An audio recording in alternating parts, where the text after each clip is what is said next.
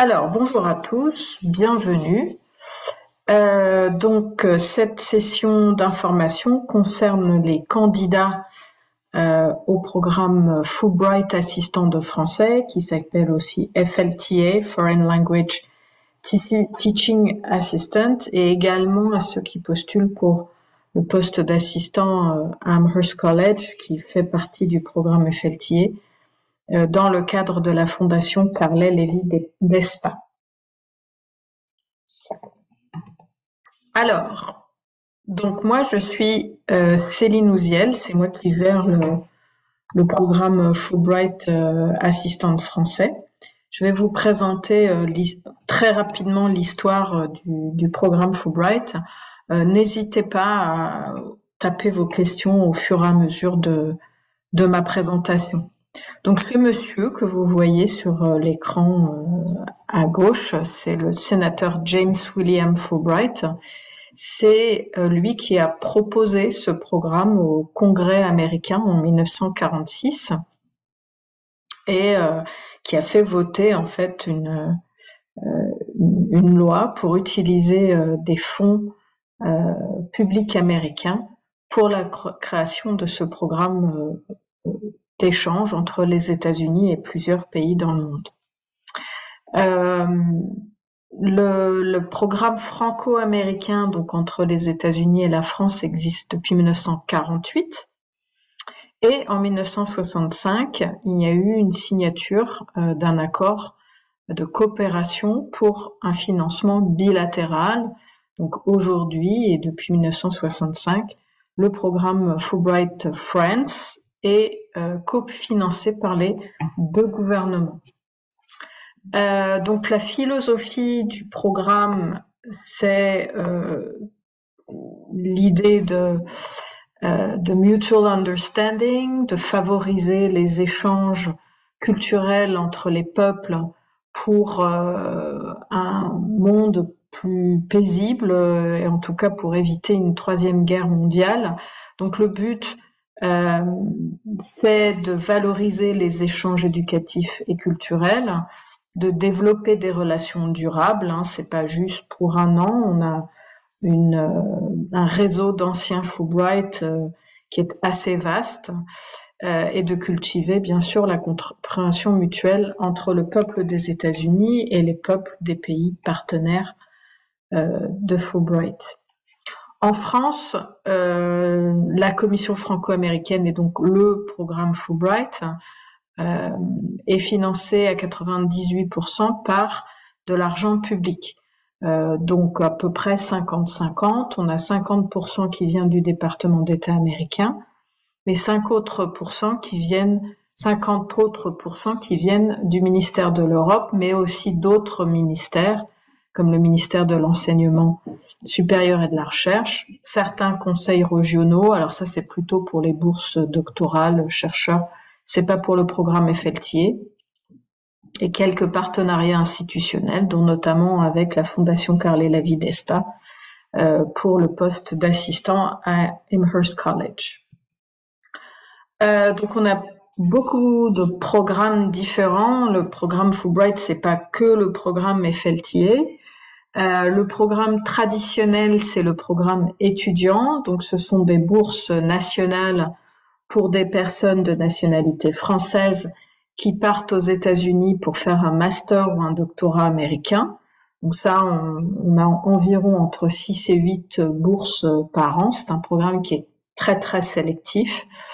On a également un programme pour des doctorants, donc des personnes qui sont inscrites en thèse en France, qui vont faire un séjour de recherche non diplômant aux États-Unis. Ça, ce sont des bourses de 4 à 9 mois. Entre 27 et 29 par an. On a également des bourses pour des chercheurs post-doctorat, donc à peu près 22 bourses. Pour les assistants de français, c'est à peu près entre 23 et 27 qui partent. On a également un programme pour des responsables d'ONG, d'associations humanitaires, etc.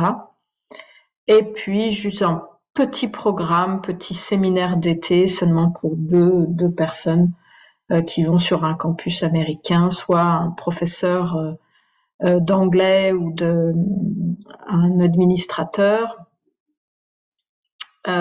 soit pour un étudiant, mais là on n'a pas encore les informations pour l'été 2024, donc c'est un petit peu en suspens. Alors le programme des assistants, celui qui nous intéresse aujourd'hui, je vais bouger ma petite fenêtre là qui me gêne un petit peu. Donc ce programme, il s'adresse à qui? Donc il s'adresse à des étudiants, étudiantes, des futurs enseignants. Donc par exemple si vous êtes en master MEF, ou si vous venez d'obtenir un diplôme, au moins un diplôme de licence, voire mieux un diplôme de master, et si vous avez eu ce diplôme depuis moins de 5 ans. Vous devez au minimum être titulaire d'une licence au moment du dépôt des dossiers, donc c'est-à-dire maintenant, ou alors si vous êtes en L3 de LLCE anglais, uniquement LLCE anglais, vous êtes également éligible. Les disciplines en priorité, ça va être les personnes qui font un master d'anglais ou alors un master FLE, ou dans les autres disciplines de l'éducation ou les autres disciplines des sciences humaines et sociales. Par exemple, si vous êtes en histoire, en études culturelles, en sciences politiques, etc. Mais par contre, vraiment les profils qui nous intéressent moins, c'est les gens qui sont purement en école de commerce ou en école d'ingénieur. Ça, c'est pas vraiment le genre de profil que nous recherchons. Sauf si vous avez à côté de ça de l'expérience pédagogique, par exemple. Donc c'est un séjour d'une année académique non renouvelable et ça commence obligatoirement en août et ça se termine généralement en mai ou en juin. Donc c'est environ 9 à 10 mois. La date limite de dépôt des dossiers, par exemple, pour le cycle 2024-2025, donc août 2024, c'est le 1er décembre 2023. Nous n'accepterons plus aucun dossier à partir du 2 décembre.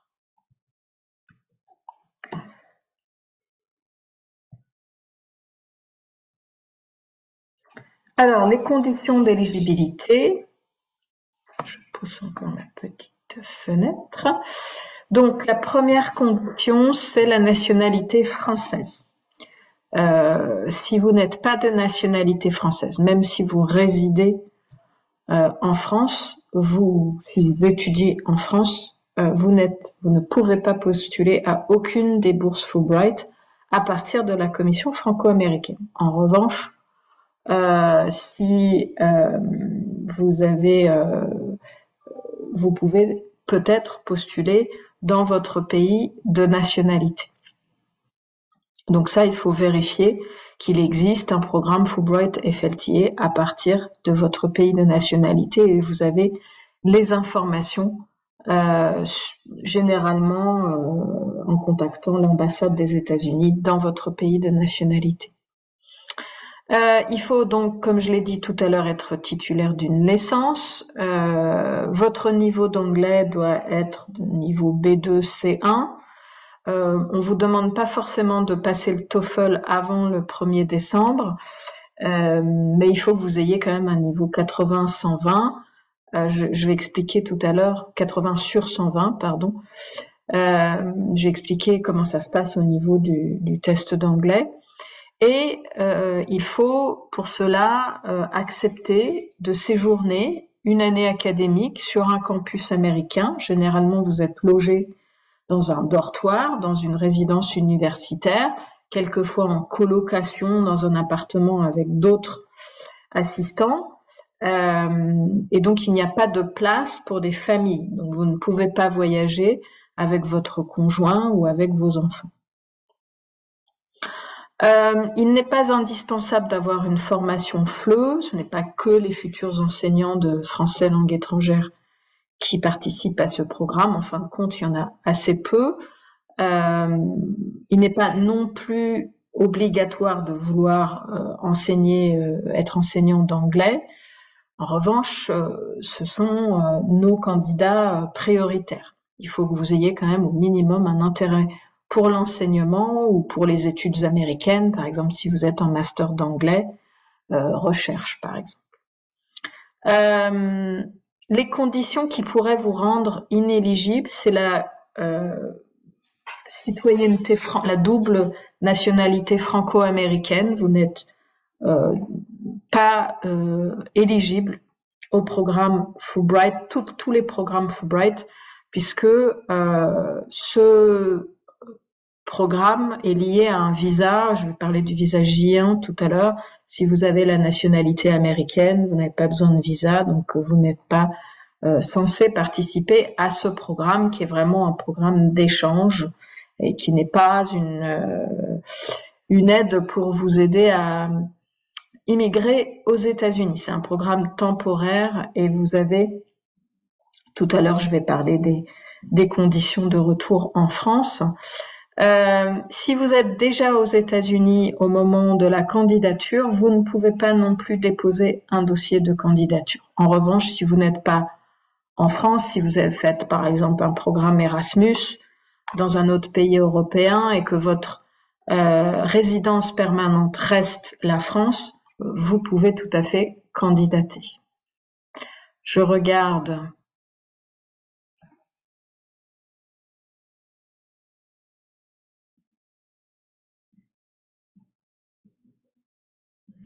Alors, vous n'êtes pas, je réponds à Mélodie qui me pose la question, qui est en M1 et qui aimerait partir, je suppose, pendant son année de césure.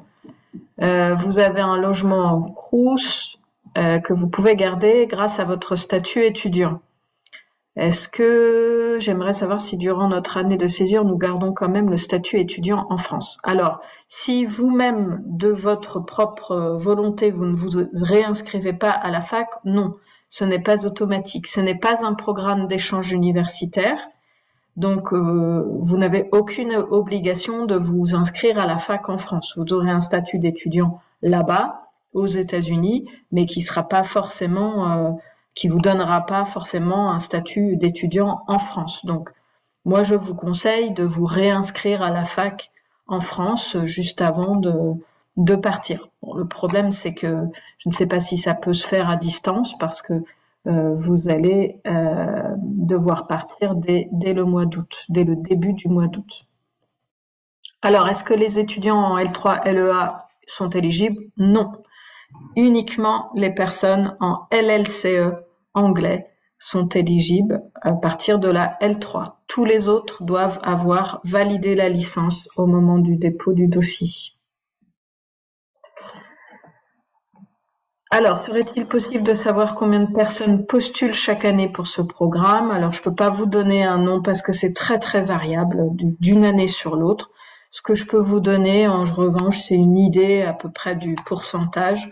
Ça tourne autour de 30% de taux d'admission. Donc, c'est pas aussi sélectif, par exemple, que le programme étudiant pour les personnes qui partent faire un master où là, le taux de sélectivité est en dessous de 10%.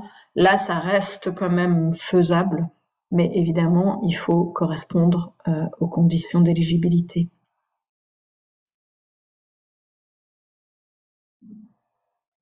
Mélodie, je ne comprends pas votre difficulté. Si on est inscrit à la fac et qu'on est aux États-Unis, je pouvais très bien être Quand vous partez en échange universitaire, vous êtes inscrite à la fac en France, hein, même si vous êtes à l'étranger.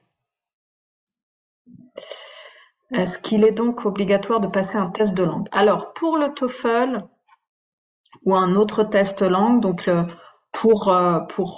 fait, on demande pas le TOEFL ou le IELTS avant le 1er décembre. Hein, c'est le jury de présélection ne va pas vous obliger à faire le test avant. En revanche, on le demande aux personnes qui ont été présélectionnées.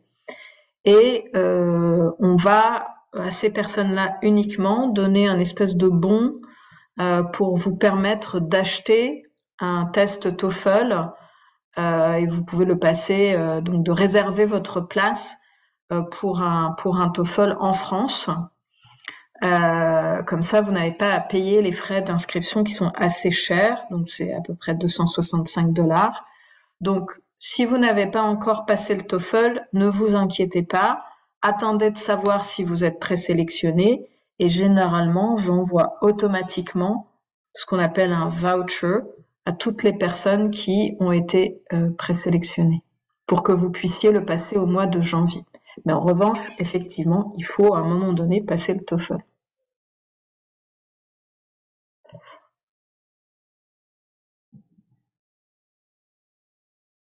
Alors, est-ce qu'il est possible de partir tout en continuant ses études en M2 ou bien est-on obligé de prendre une année sabbatique?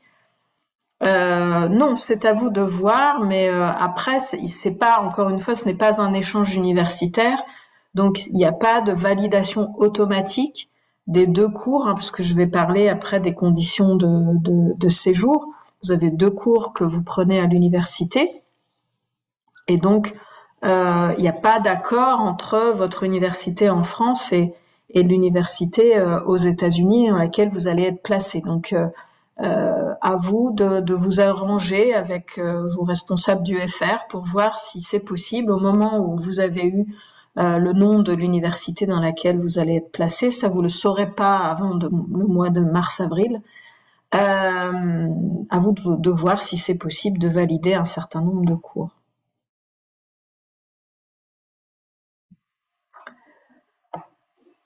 Alors, le logement est-il fourni par l'université? Bon, là, je vais en parler juste après. Les personnes en L3 anglais, allemand. Si c'est LLCE, oui. Mais si c'est LEA, non. C'est vraiment LLCE. C'est pour les personnes qui s'apprêtent à devenir enseignants d'anglais. Donc L3, je ne sais pas si anglais, allemand, c'est forcément LEA ou si ça existe LLCE, j'en sais rien.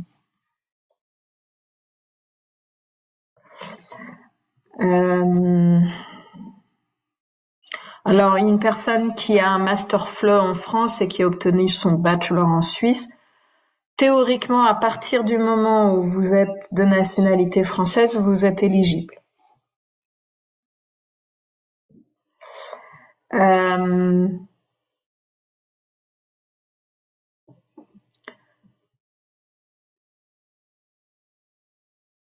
Alors, il y a une personne qui me demande est-ce que le TOEIC fonctionne? Non, le TOEIC n'est pas un test suffisamment académique. Il faut absolument passer soit le TOEFL, soit le IELTS. Mais par contre, pour le IELTS, j'ai pas de bon pour que vous puissiez vous inscrire gratuitement. Donc, il vaut mieux opter pour le TOEFL. Alors, si vous avez déjà passé le TOEFL en 2023, théoriquement, il est valable 2 ans, donc vous n'avez pas besoin de le repasser.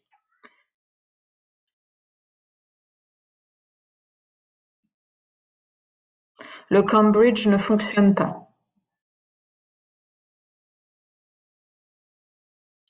Doit-on passer le TOEFL si nous sommes en L3 LLCE anglais? Oui.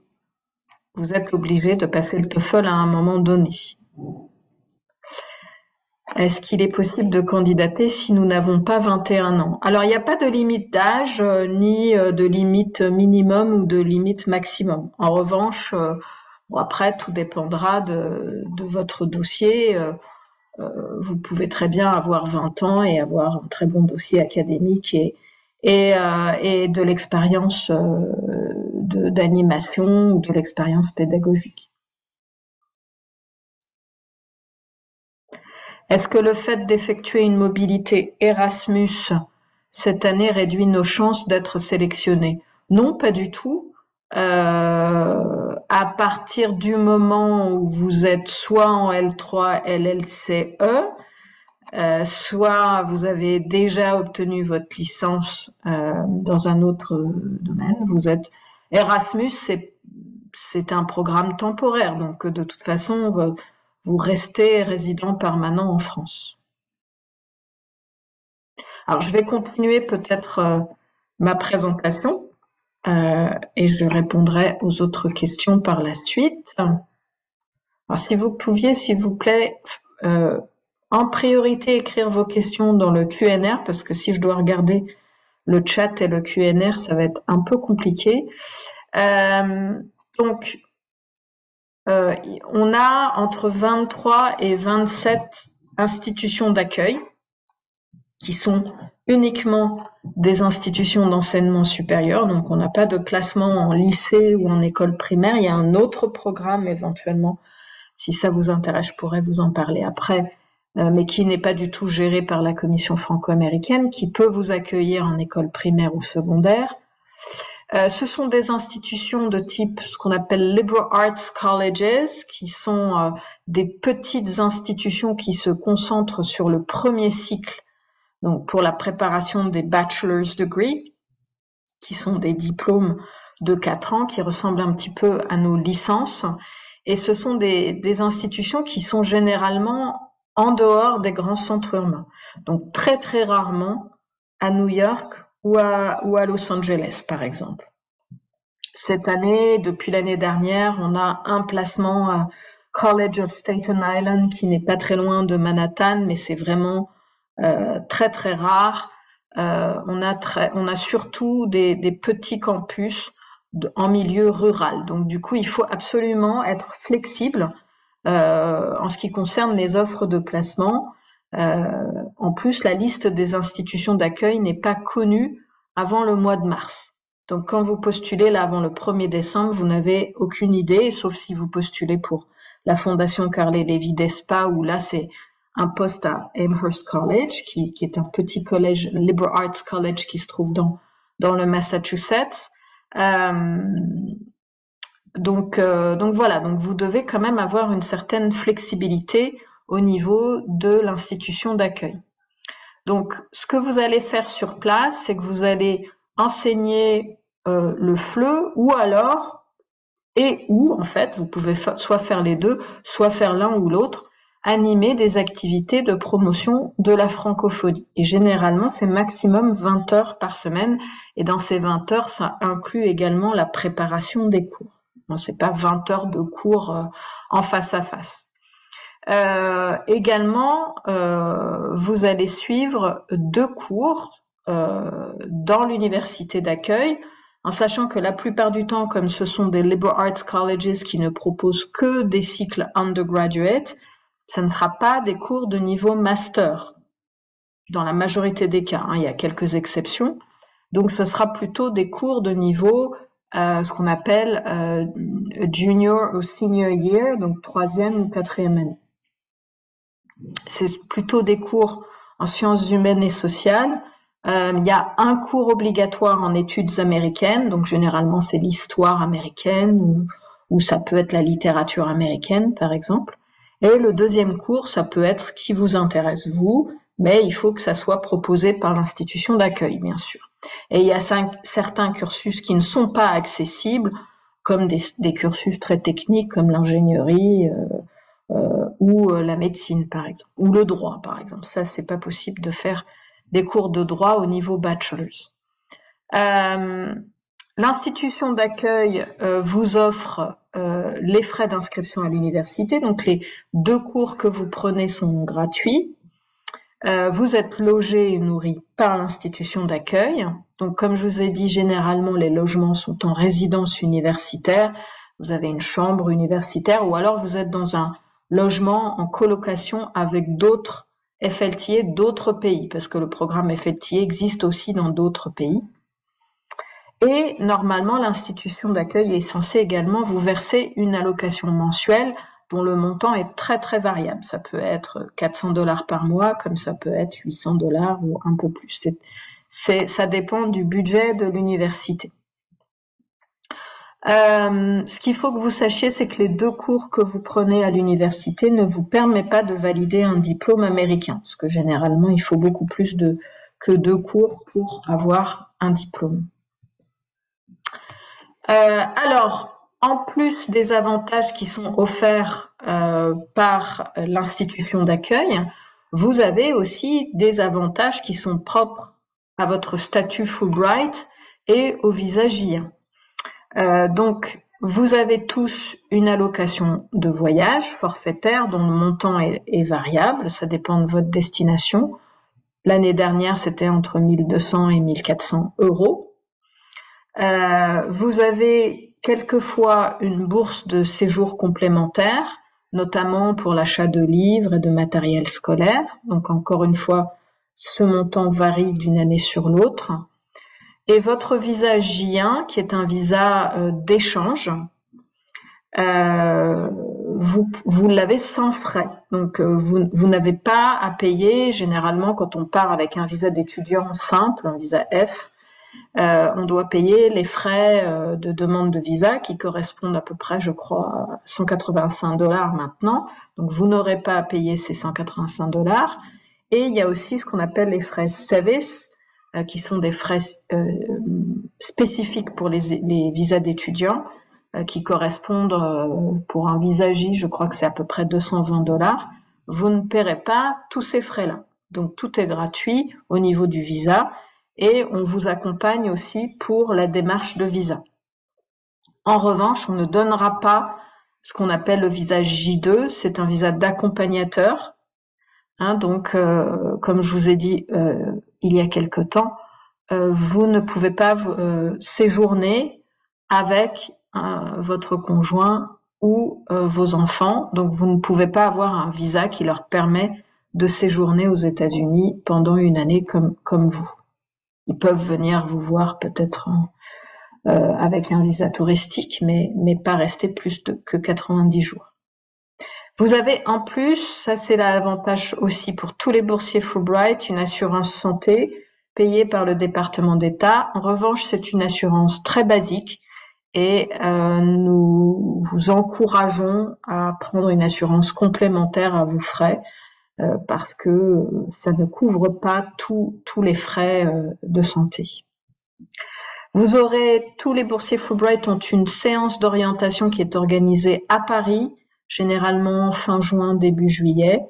Donc ça, il faudrait être disponible. Ça permet à tous les lauréats français de la commission franco-américaine de se réunir une journée à Paris, accueillis par l'ambassade des États-Unis.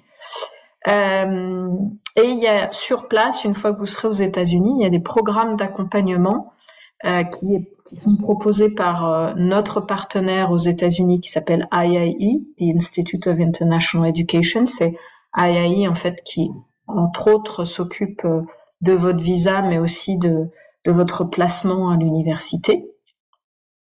Voilà, donc ça c'est tous les avantages. Il y a quelques inconvénients entre guillemets. Il y a ce qu'on appelle les 2-year home residency requirement, qui est une obligation de séjourner 24 mois cumulés en France après votre séjour Fulbright, avant de pouvoir prétendre à un visa H, L ou un visa d'immigration K et une carte verte. Donc vous avez la possibilité de retourner étudier aux États-Unis tout de suite après, mais vous n'avez pas le droit de faire une demande de visa de travail ou d'immigration. Donc le but de ce programme, ce n'est pas de vous faciliter, de vous mettre un pied vers éventuellement la recherche de travail et de rester sur place pour être, par exemple, professeur de français dans une école. Alors, je regarde dans la boîte de chat si j'ai...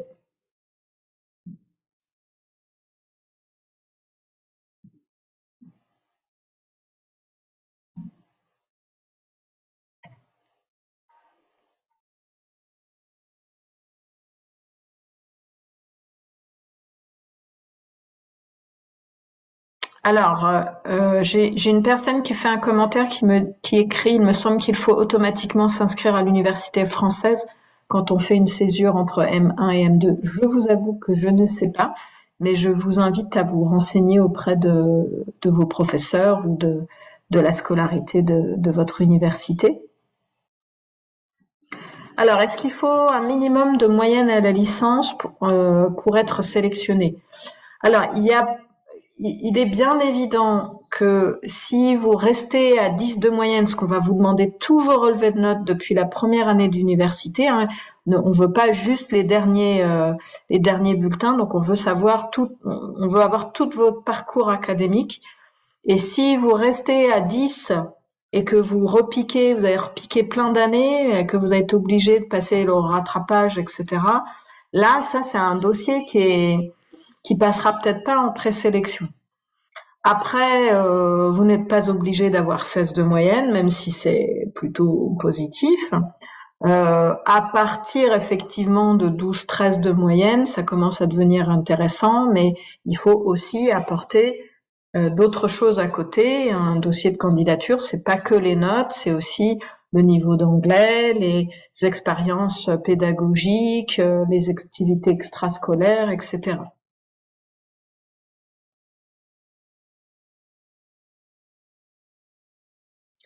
Alors vraiment, le TOEFL, à partir du moment où vous êtes présélectionné, vous êtes obligé de le passer. Il n'y a rien qui fait que vous serez exempté. Ce n'est pas le jury de la commission franco-américaine qui demande ce TOEFL, ce sont les institutions d'accueil. Les institutions d'accueil sont intransigeantes. Il faut absolument le TOEFL.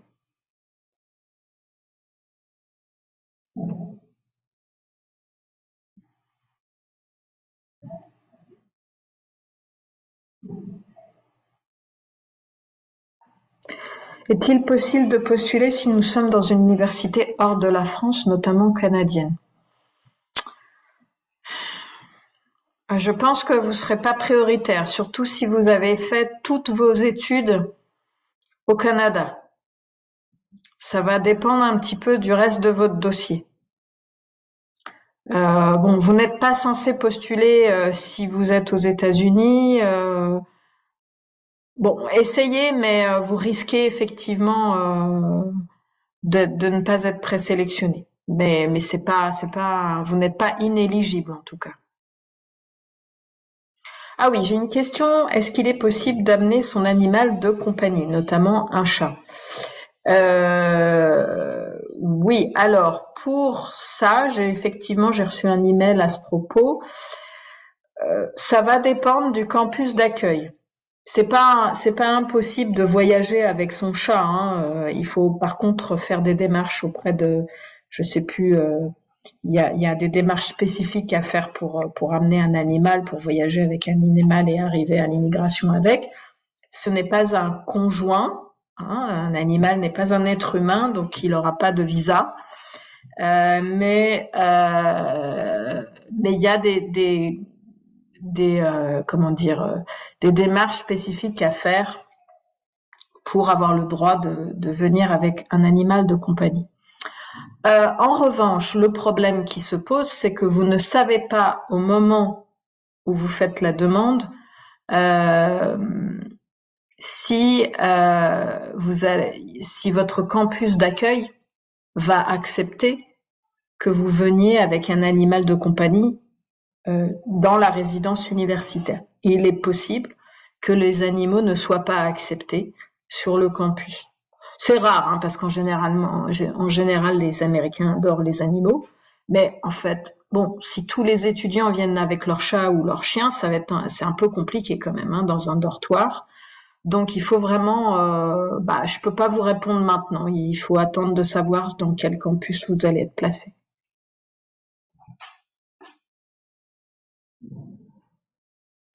Est-ce qu'un test TOEFL est valable s'il est passé dans un pays dont la langue n'est pas le français? Je ne comprends pas votre question. Le TOEFL, il est le même partout. Le TOEFL, c'est un test d'anglais. Donc je ne comprends pas votre question, je suis désolée. Je regarde les autres questions. Ah oui, si je donne les vouchers, donc les bons pour le TOEFL, alors que vous n'êtes pas en France, ça risque de ne pas marcher. Généralement, les TOEFL que je reçois, c'est pour des centres d'examen en France.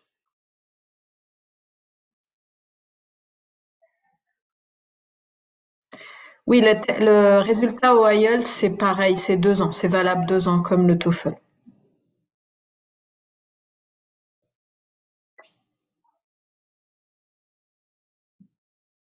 Vraiment, excusez-moi, Anne Sixtine, je ne comprends pas votre question.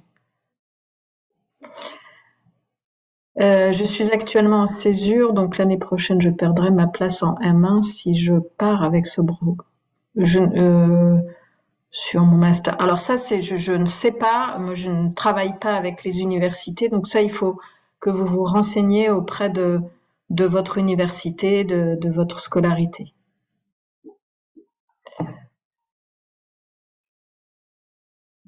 Alors le TOEFL, je répète, vous pouvez le passer maintenant si vous voulez, mais du coup, ça sera à vos frais. Mais si vous voulez pas payer, vous attendez de savoir si vous êtes présélectionné. Je vais parler des démarches, enfin du calendrier. Généralement, c'est au mois de décembre que vous avez cette information-là pour avoir le temps de réserver une place pour passer le TOEFL en janvier.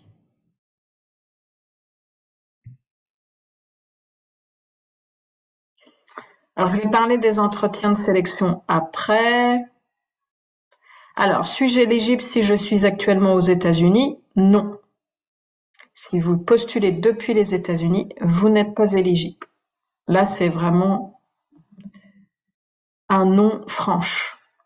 La nourriture, c'est matin, midi, soir, du lundi au dimanche. Alors, je suppose que vous parlez de la pension alimentaire offerte par l'université. Oui, vous avez ce qu'on appelle des sortes de tickets repas ou alors un forfait. Ça dépend de l'université. Ça peut être un nombre de repas limité par semaine et vous avez accès à la cafétéria, oui, effectivement, du lundi au dimanche. Mais le nombre de repas peut être limité.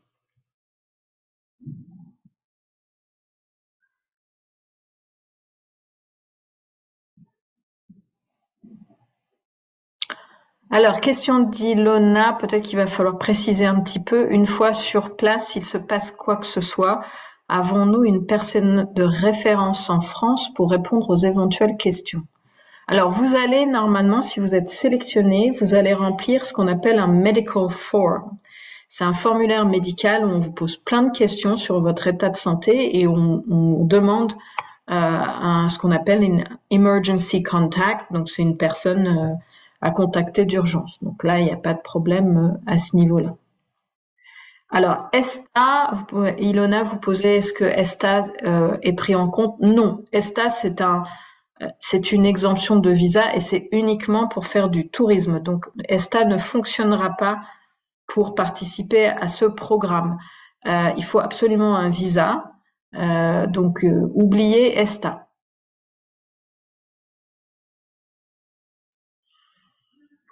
Bon, pour l'assurance, oui, effectivement, il y a inclus dans l'assurance santé du département des cas, il y a une assurance rapatriement, et ça fonctionne assez bien. Est-il possible de passer un master à distance en même temps que la mobilité? Ça, c'est à vous de voir. Au niveau de la commission, nous, on gère pas du tout votre inscription à la fac en France. C'est à vous d'organiser tout ça de manière autonome. Alors, est-ce que l'assurance santé de base comprend les traitements de type ALD? Non, malheureusement. Et c'est pour ça qu'en fait, et je vous invite vraiment à vous renseigner pour avoir une assurance complémentaire. Hein, donc c'est vraiment important puisque aux États-Unis, les frais de santé coûtent vraiment très très cher.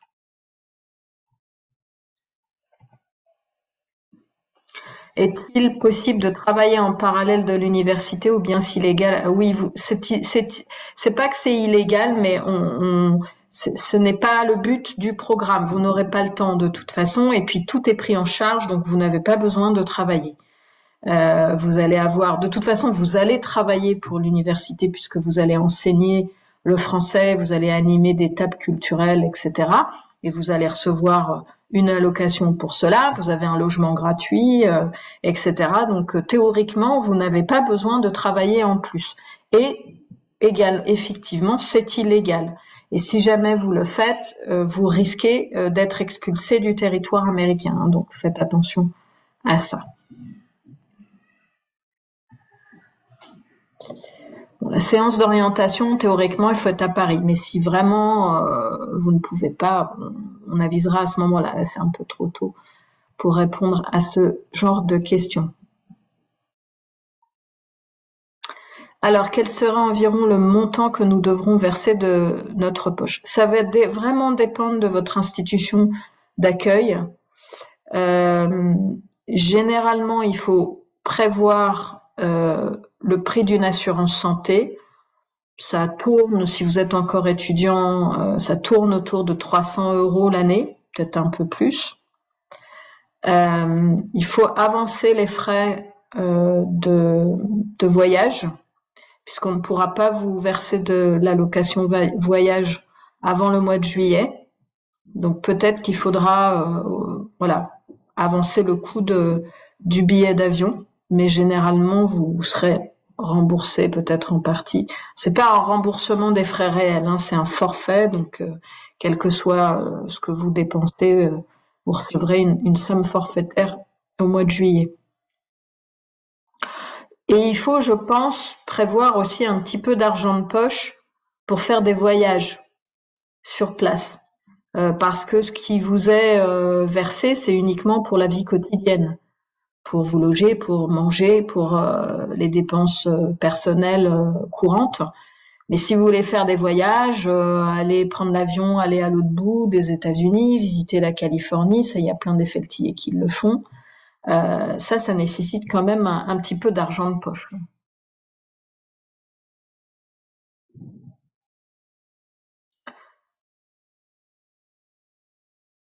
Alors, est-ce que pour la règle des 2 ans, on doit obligatoirement le faire en France ou on peut aller dans un autre pays? Théoriquement, c'est la France, puisque c'est un programme bilatéral entre la France et les États-Unis. Donc, les Français qui participent au programme Fulbright sont censés revenir en France pendant 2 ans pour avoir le droit de ensuite retourner aux États-Unis pour un visa de travail ou d'immigration. En revanche, si vous n'avez pas l'intention, vous êtes sûr que vous avez aucune intention de faire une demande de visa de travail ou d'immigration, vous pouvez aller n'importe où, bien sûr.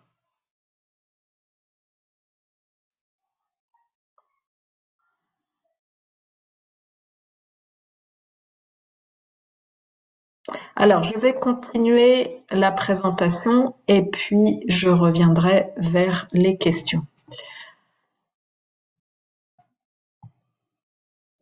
Alors, la candidature.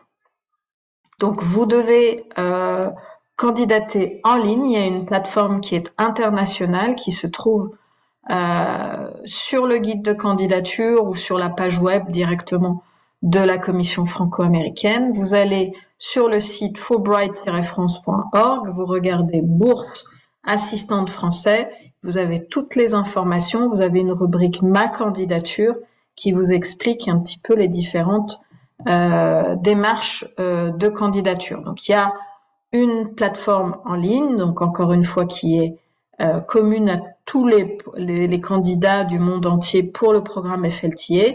Donc ne vous trompez pas de pays quand vous choisissez le pays d'où vous venez. Vous choisissez bien la France. Évidemment, il faut être de nationalité française.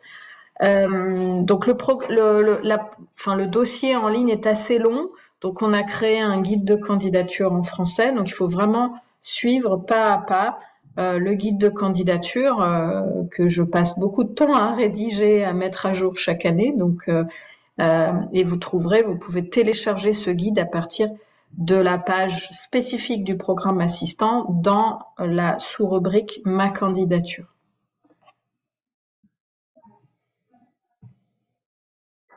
Les documents que vous devez joindre à votre dossier de candidature, en fait, qui doivent être téléchargés à partir de la plateforme.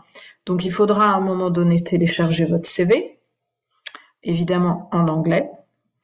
Il faudra, comme je l'ai dit tout à l'heure, télécharger tous vos relevés de notes, ce qu'ils appellent eux transcripts, de tout ce que vous avez fait depuis la première année d'études supérieures. Donc, il ne faut pas cacher un certain nombre d'informations, même si vous avez raté des années, il faudra effectivement tout télécharger. Vous n'avez pas besoin de traduire vos relevés français en anglais dès le 1er décembre. En revanche, je peux vous demander, une fois que vous êtes sélectionné, de le faire sans avoir à passer par un traducteur assermenté. Vous pouvez faire la traduction vous-même et moi je revérifierai derrière. Parce que après, une fois que vous êtes sélectionné, votre dossier est envoyé aux États-Unis et il faut absolument que tout soit en anglais puisque pour que notre partenaire américain puisse comprendre votre dossier de candidature. Avant le 1er décembre, il faudra indiquer les noms et les coordonnées de 3 référents, donc 3 référents différents, donc qui ne sont pas obligés de soumettre leurs lettres avant le 1er décembre. En revanche, il faut vraiment les enregistrer avant le 1er décembre, parce que sinon, vous n'aurez plus accès à votre dossier. Une fois que votre dossier est soumis, je pense que ce n'est plus possible d'ajouter un référent. Donc, vous indiquez les noms. Donc, ça veut dire qu'il faut que vous sachiez, avant le 1er décembre, à qui vous allez demander une lettre de recommandation. Les lettres de recommandation sont confidentielles, elles ne doivent pas passer sous vos yeux. Donc ce n'est pas vous qui allez télécharger des lettres qui ont été écrites et qui vous ont été données par chacun de vos référents. Donc vous allez enregistrer les référents sur la plateforme, ils vont recevoir un email avec des instructions et ils vont pouvoir remplir leurs lettres directement en ligne sans que vous ne lisiez ce qu'ils sont en train d'écrire. Une nouveauté cette année, il y a un essai supplémentaire facultatif qui n'est pas forcément indiqué sur la plateforme. Ça, c'est vraiment la commission franco-américaine qui demande spécifiquement cet essai. Dans le guide de candidature, on vous en dit un peu plus.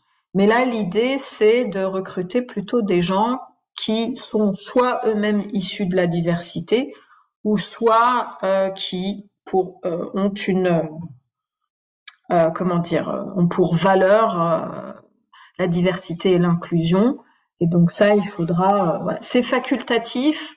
Si vous ne l'écrivez pas, ça ne veut pas dire que vous allez être écarté, mais ça peut être un plus dans votre dossier de candidature. Donc je l'ai dit tout à l'heure, résultat au TOEFL, mais pour les candidats présélectionnés uniquement.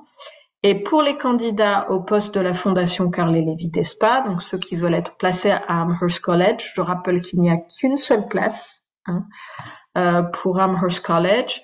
C'est un programme assez sélectif. Amherst, c'est une institution assez prestigieuse aux États-Unis. Il faut que vous me fassiez exactement la même chose que pour tous les autres, plus une rédaction supplémentaire que là, vous allez m'envoyer par email. Vous le mettez pas dans le dossier et vous allez m'écrire une lettre qui est différente que de la lettre de motivation que vous avez écrite pour le dossier général. Donc, vous me répétez pas la même chose que ce que vous avez écrit dans le dossier. Vous m'expliquez pourquoi vous voulez aller plus spécifiquement à Amherst College et il faut le faire en anglais comme le reste du dossier. Et je répète, tout ça, ça doit être soumis avant le 1er décembre, 23h59. Après ça, ça sera trop tard. Donc, le calendrier. Donc là, le programme, il est ouvert. Les candidatures sont ouvertes depuis le 1er septembre. Donc, vous avez dès maintenant accès au dossier en ligne. Vous pouvez donc le soumettre avant le 1er décembre. Après le 1er décembre, on envoie vos dossiers pour présélection. Il y a un comité de présélection qui se réunit mi-décembre pour décider quels sont les candidats qui vont être convoqués pour un entretien qui a lieu généralement fin janvier. Donc j'ai vu qu'il y avait une question, est-ce qu'on est obligé de venir sur Paris pour passer l'entretien? Depuis le Covid, on a pris l'habitude de faire les entretiens sur Zoom.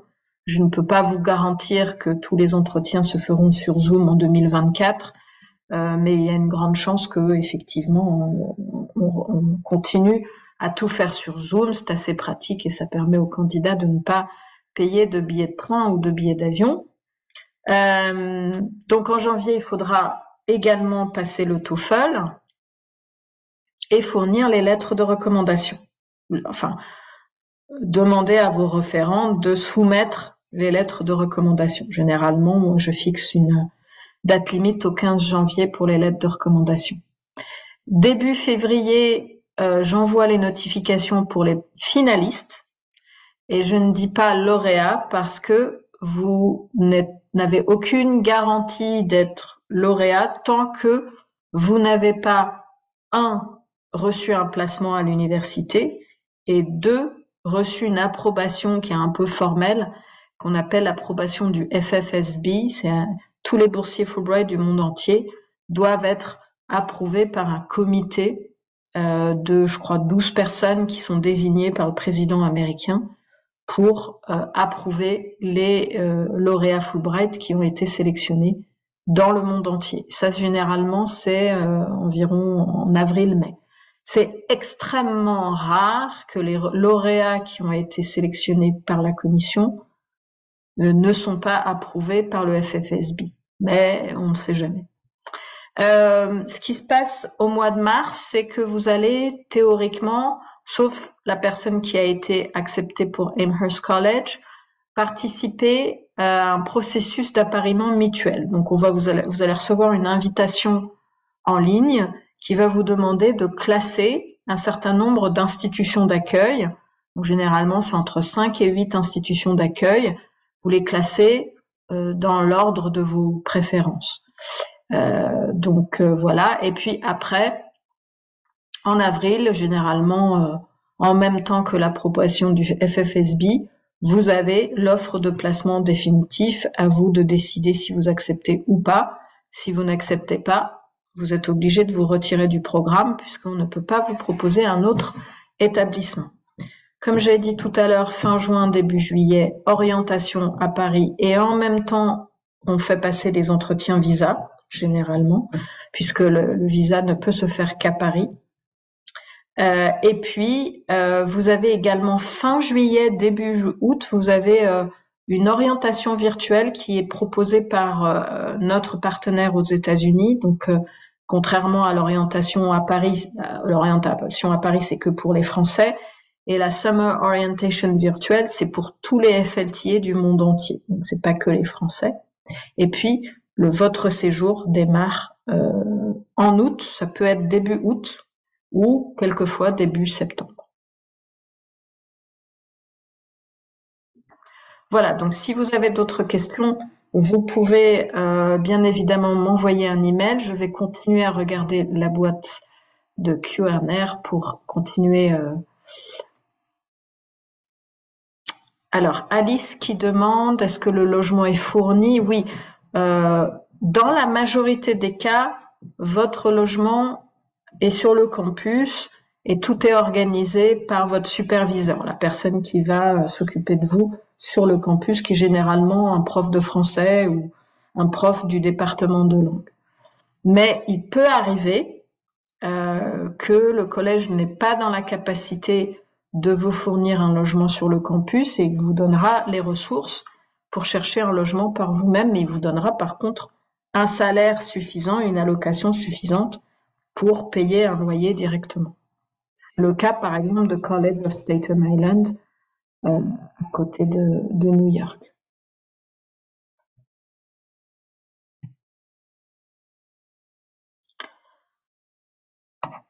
Alors, j'ai répondu à la question sur les entretiens à Paris ou en distanciel. Est-ce qu'on peut choisir d'être en colocation ou non? Non, ça va dépendre de l'institution d'accueil. Donc là, il faut vraiment être flexible. Est-ce que s'être réorienté plusieurs fois pose une entrave à la sélection vu les différents bulletins demandés? Alors, si vous avez un parcours chaotique, mais que vous arrivez à l'expliquer dans votre personal statement, c'est pas forcément négatif. Mais je pense qu'il faudra à ce moment-là l'expliquer. Doit-on fournir aussi toutes nos notes si on est plus âgé, qu'on a eu un parcours différent, école de commerce et qu'on est enseignant maintenant? Oui, il faut quand même fournir tous vos relevés de notes depuis la première année d'université. Pour les étudiants en LL3, LLCE, devons-nous fournir les résultats du semestre 5 et 6 en cas de présélection? Oui, il faudra, par contre, les personnes qui n'ont pas encore reçu leur licence au moment, enfin, tous ceux qui sont en L3, LLCE, je vais vous relancer, mais si vous êtes sélectionné, il faut absolument à un moment donné prouver que vous êtes en bonne voie d'obtenir votre licence.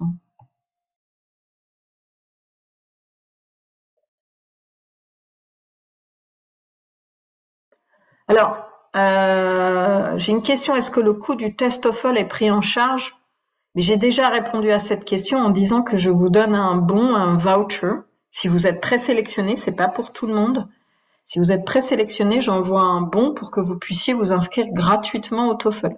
Donc là, oui, il est pris en charge.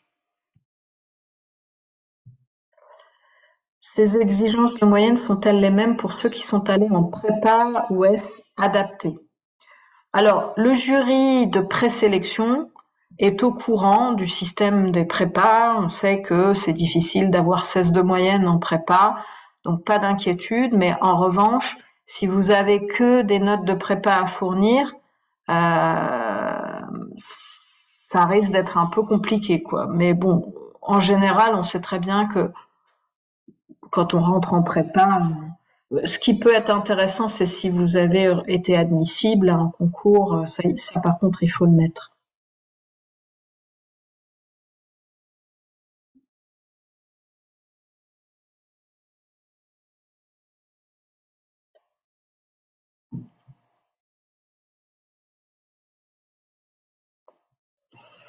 Alors, entre la présélection et la sélection finale, combien sont acceptés, combien sont rejetés à peu près? C'est difficile de répondre à cette question parce que ça dépend un petit peu des années.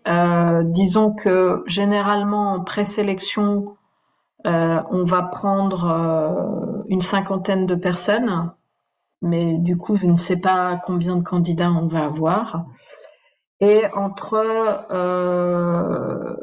les entretiens et la sélection finale, il y a maximum 27 postes, mais ça va dépendre aussi des institutions d'accueil et plein d'autres choses. Donc, je pense qu'il faut compter à peu près sur un taux d'admission de 50% à peu près, une fois qu'on a passé les présélections. Peut-être un peu moins.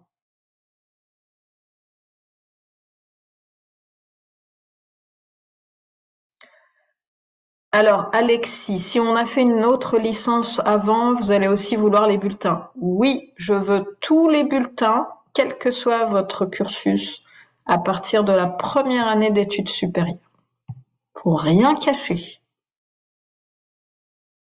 Devons-nous ouvrir un compte bancaire américain pour recevoir l'allocation? Oui, parce que les universités américaines ne peuvent pas verser d'argent sur un compte qui n'est pas américain. Est-on désavantagé si l'on a déjà fait une année d'échange universitaire aux États-Unis? Ça peut être effectivement un point négatif, mais bon, on a déjà fait quand même partir des candidats qui étaient dans ce cas-là. Tout va dépendre des autres candidats. Si vous êtes la seule à avoir participé à un échange aux États-Unis et que tous les autres seront prioritaires. En revanche, si votre dossier est très très bon et que ceux qui n'ont pas participé à un échange aux États-Unis ont un dossier plus faible, vous pouvez tout à fait être sélectionné. Alors, si l'on habite à La Réunion, ça ne pose pas de problème pour passer le TOEFL. Ah, alors là, ça c'est un cas particulier, effectivement. Si vous habitez dans les outre-mer, il faudra me contacter en temps voulu et j'essaierai de demander un voucher spécial pour ça. C'est déjà arrivé, ça pose pas de problème.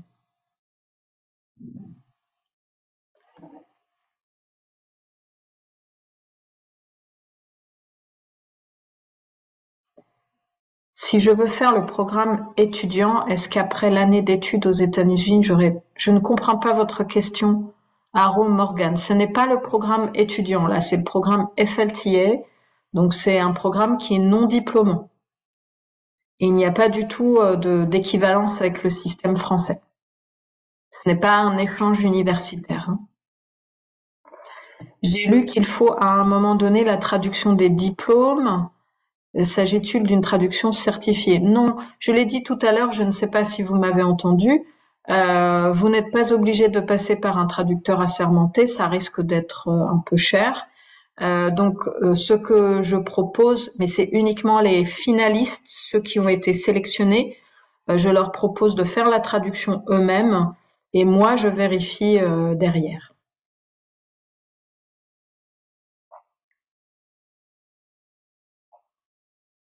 Alors, si vous passez, donc Anne 16, si vous passez le TOEFL en dehors de la France, sauf si c'est des Outre-mer, oui, vous prenez en charge vous-même votre TOEFL. Sommes-nous éligibles si nous avons déjà effectué une mobilité avec le CIEP? Alors, je suppose que vous parlez de France Éducation Internationale. Maintenant, c'est le nouveau nom du CIEP. Si vous avez été assistante ou assistante français en Europe ou dans un autre pays anglophone autre que les États-Unis, au contraire, non, c'est plutôt pas mal. C'est plutôt un point positif puisque ça vous fait une expérience pédagogique. En revanche, si vous avez déjà été aux États-Unis, vous serez pas prioritaire. Vous êtes éligible, mais pas prioritaire.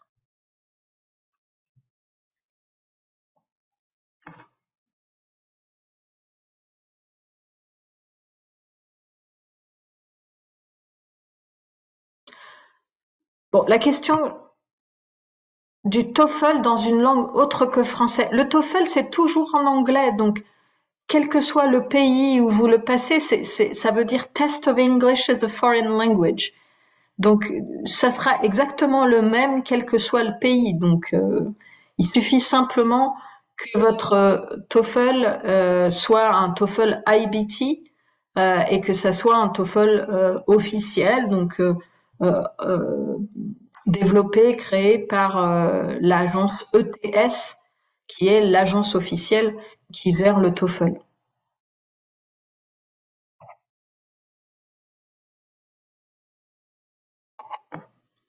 Alors, y a-t-il des activités extrascolaires auxquelles on peut accéder dans les universités? Oui, sur les campus américains, vous avez accès à beaucoup, beaucoup d'activités extrascolaires.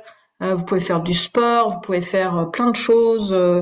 Donc là, vraiment, on vous encourage à profiter, hein. Le campus américain, c'est ce qu'il y a de mieux dans ce genre de choses.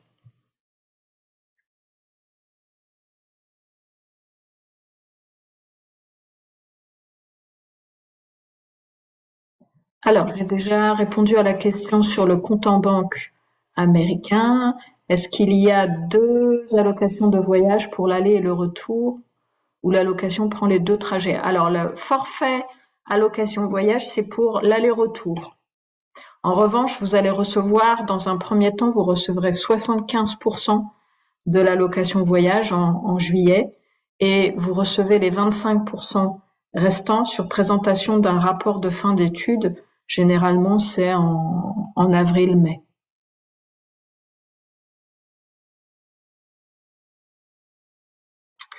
Ah, faut-il avoir fait tous les vaccins pour le Covid pour obtenir le visa? Non, c'est le Covid, il est pas, enfin le vaccin contre le Covid, il a rien à voir avec le visa. En revanche, il faut vérifier sur le site, mais ça c'est une information que je vous donnerai pendant l'orientation. Je pense que la vaccination n'est plus obligatoire pour entrer sur le territoire américain et le consulat ne vous demandera pas des preuves de vaccination. En revanche, votre campus d'accueil peut vous demander.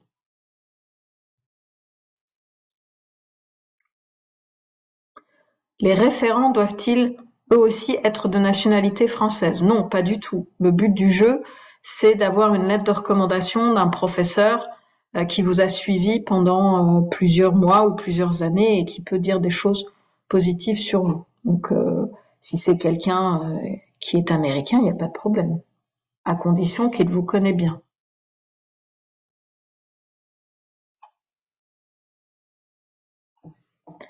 Alors pour les entretiens, encore une fois, je ne peux pas répondre. Je ne sais pas s'ils auront lieu à Paris ou sur Zoom, mais ça fait 3 ans qu'ils ont lieu sur Zoom, donc il y a de grandes chances que ça soit de nouveau sur Zoom en 2024.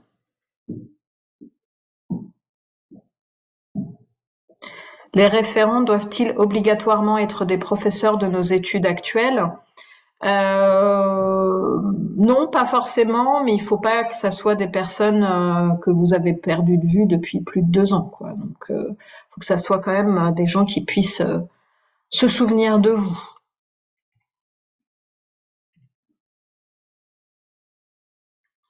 Les 3 référents peuvent-ils être 3 professeurs?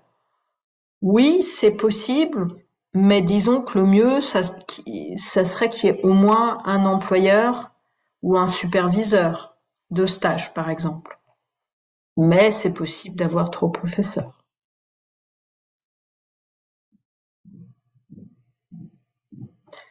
Alors, comment vous sélectionnez vos référents? Bon, il faut que vous sélectionniez une personne qui vous a suivi, supervisé, soit dans le cadre de vos études, soit dans le cadre d'un stage ou d'un emploi, pendant plusieurs mois, plusieurs années. C'est une personne évidemment qui est susceptible d'écrire des choses un peu positives sur vous.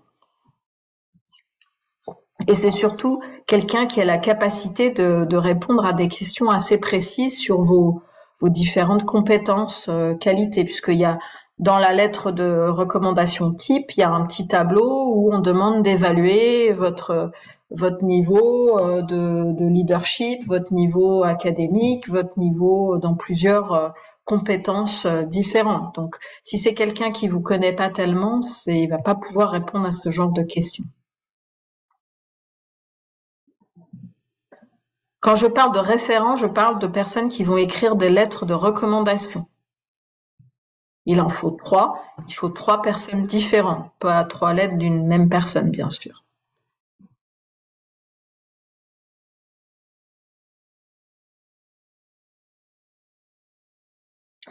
Recevrons-nous un mail même si nous ne sommes pas présélectionnés? Théoriquement, oui, je réponds à tout le monde. Normalement, vous avez une réponse avant les vacances de Noël.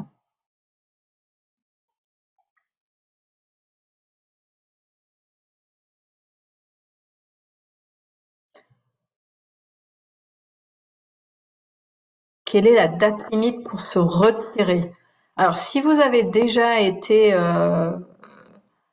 finaliste, il faut nous informer dès que possible si vous avez été sélectionné par un autre programme et que vous avez décidé de partir. Parce que là, du coup, à partir du moment où vous êtes finaliste, donc ça c'est généralement au mois de février, on envoie votre dossier à notre partenaire américain IAI pour qu'il commence à traiter vos dossiers et à éventuellement mettre en place le système d'appareillement mutuel.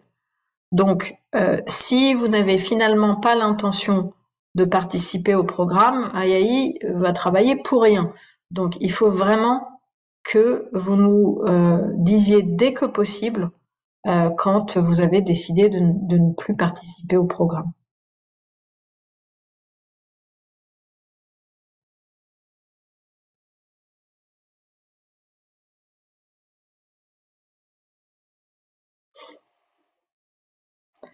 Alors, vous parlez de Summer Orientation virtuelle. Il n'y a donc plus de semaine d'orientation en présentiel dans l'État de New York.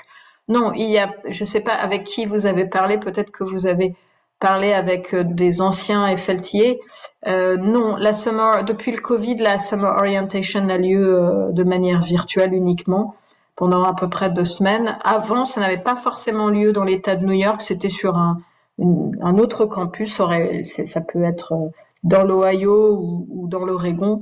Là, c'est toujours organisé par des universités autres que votre université d'accueil, mais ça sera en ligne uniquement.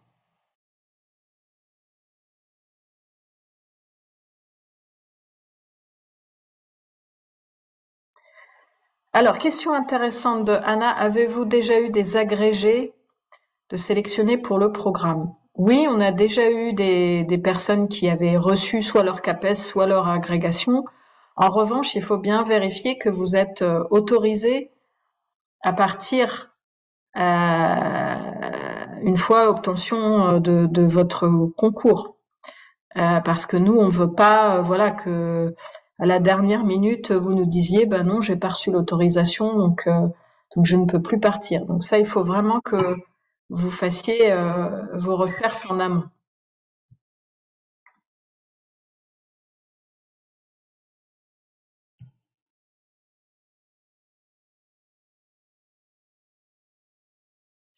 Alors, question intéressante, si l'on candidate pour Amherst College et que nous ne sommes pas sélectionnés, est-ce qu'on fait toujours partie du programme? Autrement dit, est-ce qu'on peut être envoyé autre part? Tout à fait.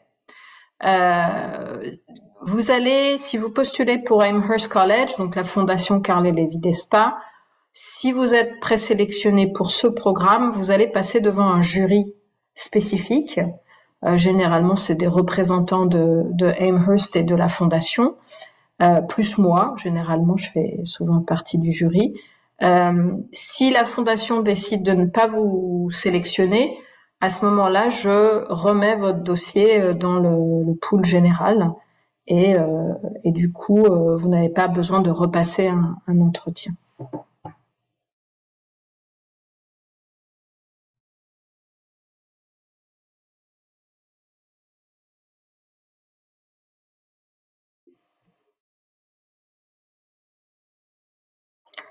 Alors, pouvons-nous obtenir aux USA une attestation de service accompli à l'étranger? Je pense que c'est possible. Chaque année, j'ai des anciens FLT qui me demandent une attestation. Donc, je peux écrire une attestation, donc après, à votre retour, qui prouve que vous avez bien participé au programme. En revanche, comme je suis pas votre superviseur, je ne sais pas ce que vous avez fait, donc il faudra voir avec votre superviseur directement de l'université d'accueil.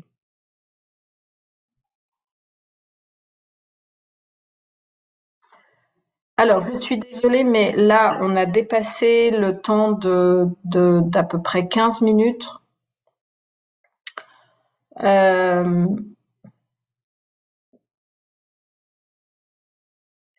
je, je ne vais pas pouvoir répondre à toutes vos autres questions très très très nombreuses.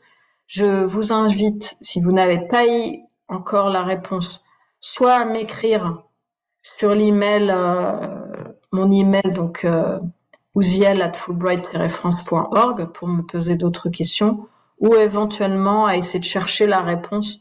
Déjà dans un premier temps, s'il vous plaît, essayez de chercher la réponse sur le site internet. Et puis si vous ne trouvez pas vraiment, vous pouvez m'écrire.